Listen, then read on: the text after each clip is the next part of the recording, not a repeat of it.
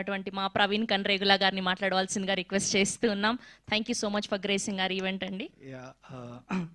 సృజన్ నాకు చిన్నప్పటి నుంచి ఫ్రెండ్, అంటే లైక్ మేము వైజాగ్లో ఉన్నప్పుడు కలిసి షార్ట్ ఫిల్మ్స్ చేసేవాళ్ళని.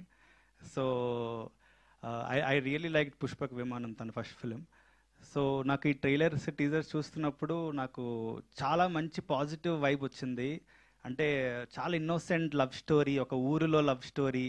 చాలా రోజులు అయింది కదా ఊర్లో లవ్ స్టోరీ చూసి అనిపించింది నాకు. అంటే ఇట్స్ బీన్ మన తెలుగు ఇండస్ట్రీలో నేను లాస్ట్ టైం చూస్తుంది ఉయ్యాల జంపాలనుకుంటా. సో నాకు చాలా మంచి రియలిస్టిక్గా యాక్టర్స్ చాలా న్యాచురల్గా చేశారు. అంటే నాకు అప్పుడు టీజర్ రిలీజ్ అయినప్పుడు ఆ శారీలు అమ్మడం చాలా చాలా చాలా బాగా అనిపించింది. That was so cute. So అదే వెరీ అంటే సృజన్ లైక్ కంగ్రాట్స్ ఫర్, అంటే నాకు ప్రొడ్యూసర్ కూడా నువ్వే అని తెలిసింది. అంటే ఐ నో ఒక ఇలాంటి సినిమాని పులప్ చేయడానికి చాలా కష్టమండి. అంటే ఒక ఐడియా ఉంటుంది, ఒక సపోర్ట్, అంత పెద్ద సపోర్ట్ దొరకదు.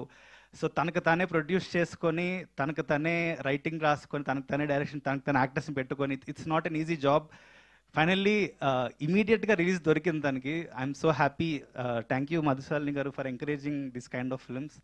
సో ఇలాంటి ఫిల్మ్స్ రావాలి అంటే డెఫినెట్లీ చాలా పాజిటివ్ వైబ్స్ అనిపిస్తున్నాయి నాకు. సో ఫ్రెష్ ఫీలింగ్ అయితే కలుగుతుంది. సో డెఫినెట్లీ థియేటర్కి వెళ్ళి చూడండి సినిమా. సో ఓటీటీ వరకు వెయిట్ చేయకండి. So it will be a very good theatrical experience. Yeah, thank you.